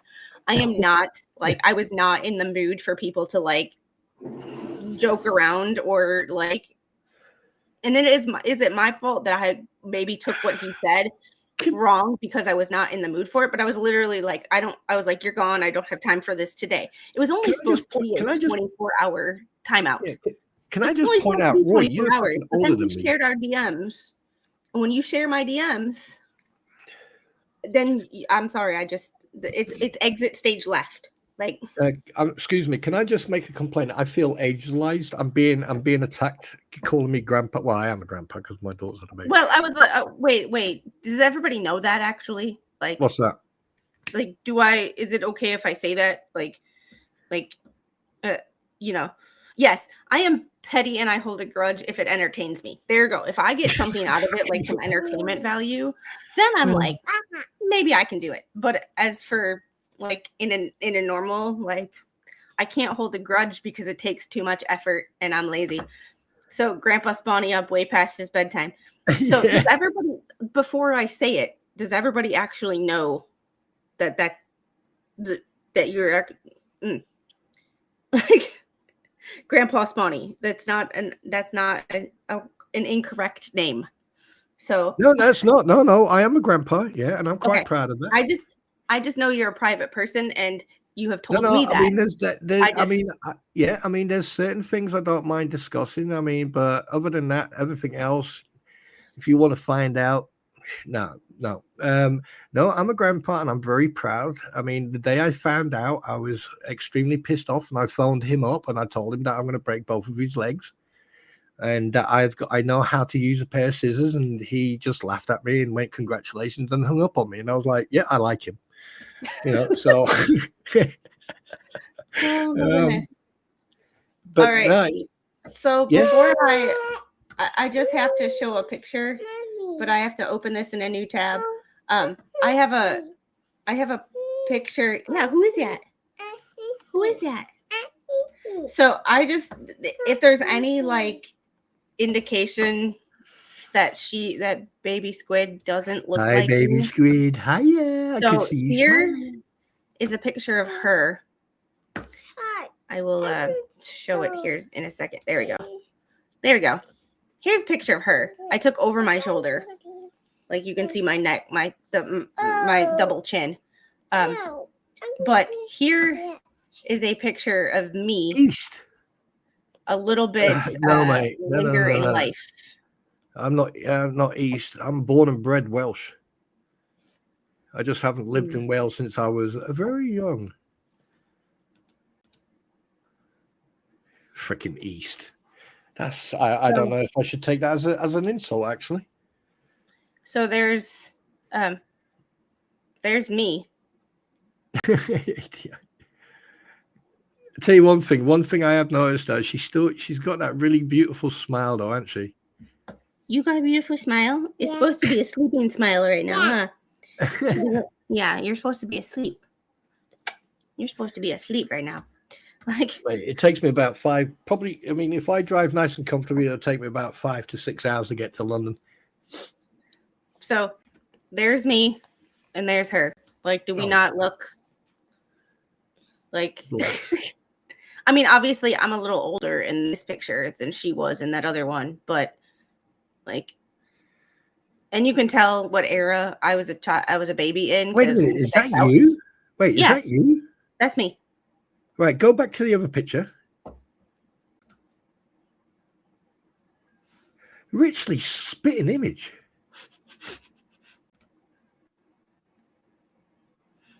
Hmm. Oh, yeah, no, well, yeah.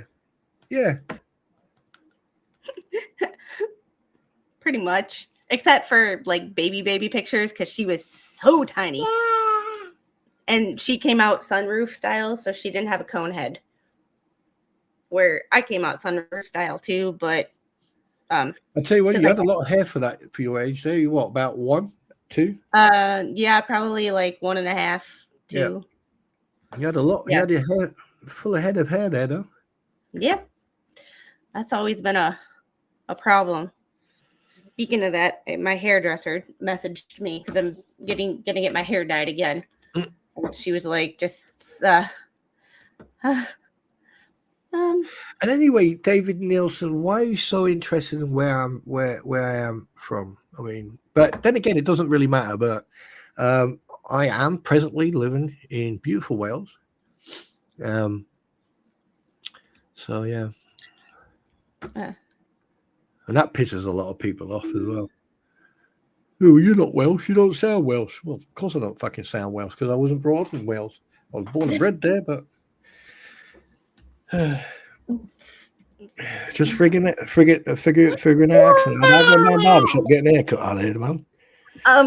I think he's like me. Because when we went over to when I was in Dubai, we were standing in front of a hotel and they tried, or the doorman tried hailing a cab for us, and the guy wouldn't take us because we were American.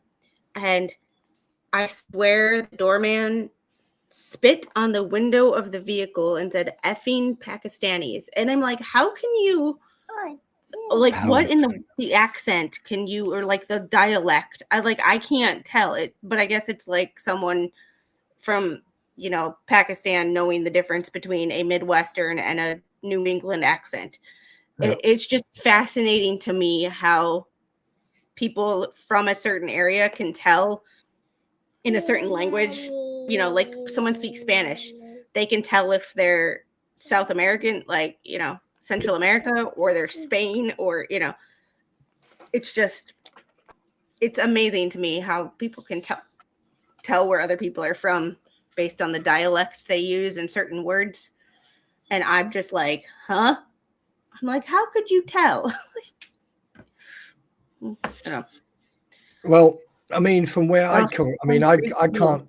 can't speak a lot of it. I understand a little bit of it, but Gaelic or Celtic or whatever you want to call it, I mean, my mum used to speak it when she used to get angry with me. Boy, did I fucking know about it. But because I was born and bred there, and I was only 5-6 months old when we left. Yeah, because my old man was he was in the armed forces, so we moved a lot. That's why I don't have my accent. But I tell you one thing, my birth certificate says born in where there were a lot of sheep. All right. On that note, I got to get going. We will. See how I ignore you, Roy? All you are is entertainment for me when I'm bored. And I think it's vice versa. I know. If you can't have a giggle with if you can't have a laugh with each other with a little bit of banter here and there, Yeah, then you should be talking to each other. It's like the difference between civilians walk up and say, "Hi, how are you?" and military or vets walk up and say, "Hey, fucker, how are you today?" Yeah. Oi, numnut. What? Give us a kettle. Put kettle on. Yeah, it's one of those, like, you know. It's like, I mean, someone It's called like me a me rat. it's like me telling General T to go F himself. He knows that I don't mean that in a malicious way. It's a, you know, I had a doctor one time, gayer than a $3 bill. Love the man, but was flamboyant as all get out. Great doctor though. Um, I was like talking to him about one of his patients, and he was like, he said something. He was like, "You bitch," at the nurse's station. And I looked at him and I was like, "You really didn't just say that to me." He goes, "It's a term of endearment. Shut up." I mean, just to give you an idea, right? Just in the north of the UK, North England, like Lancashire, Yorkshire, you know, you've got over 78 different variations of accents up there. Yeah. Oh, speaking of this, Uh-oh. AT1, hey asshole, how are you effing doing? Have you feel it of your crayons today? Poor Marine. I know you know, it says poor Marine, but did you make enough money today to buy your fill of crayons for the week? Because And God what favorite forbid you crayon go a color do you day like? without eating crayons.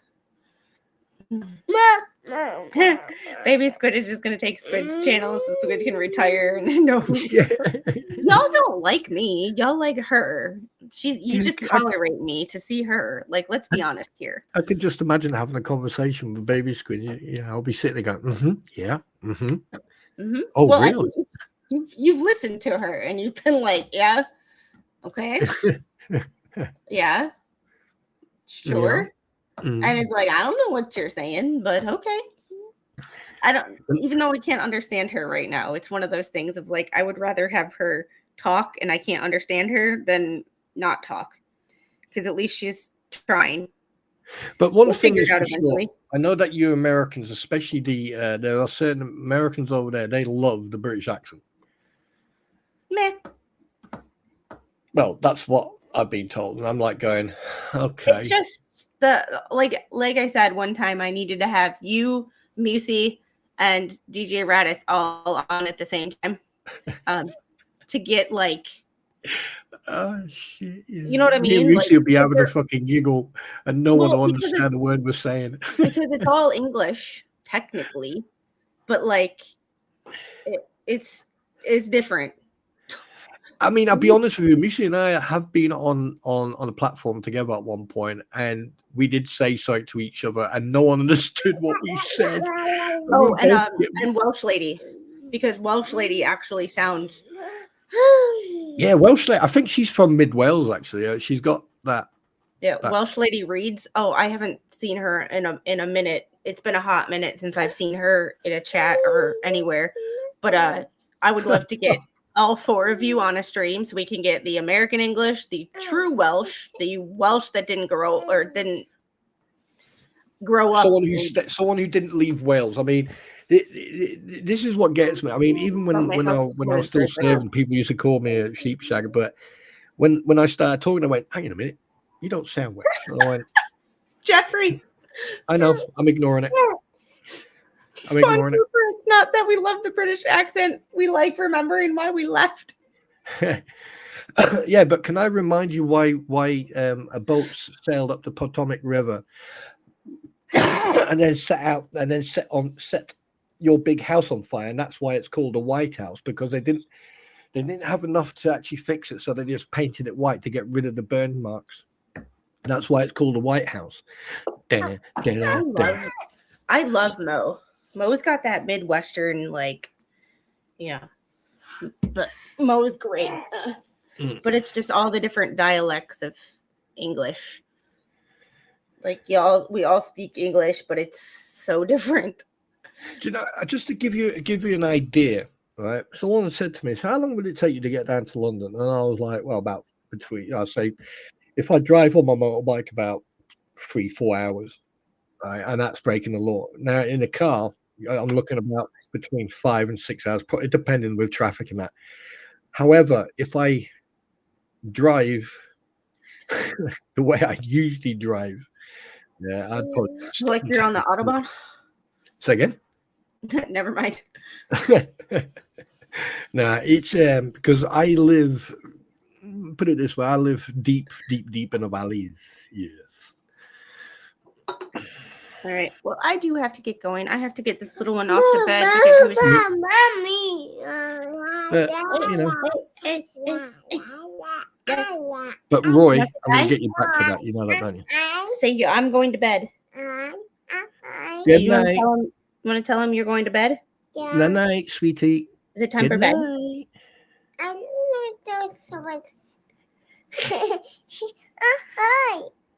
Night, night. Night, Yep. night. And then she'll just start. Yeah. She said, "Nope, No. No, nope." you're not gonna go to bed. Yeah. Yeah, you're Are gonna you go gonna to go to bed. bed now? You're Yeah. gonna go to bed. Oh, okay. On that note, I got to go, y'all. Because someone actually said she was going to bed, so we're going. Y'all have a great night. I will see you on the next one. I probably won't be streaming tomorrow because I have an appointment in the morning and I'm supposed to have an appointment in the afternoon, but they I never gave totally me time. So I might. I totally forgot to stream today. Yeah. You didn't stream at all today? I forgot. Uh-oh. Oh no, that's a good thing. Take it. I mean, that's probably why I'm in a good mood because I didn't stream today. Talk about. Just remember, Friday is somebody's deadline to file a response. Oh, you know that's not the going to last- happen. No, And the last response from Randy needs to be filed by Friday. Yeah. So Well, he'll definitely get that done, but I doubt fucking Numbnut will ever. He'll come out with another 16-page excuse. well, he's not on the case anymore, so he can't.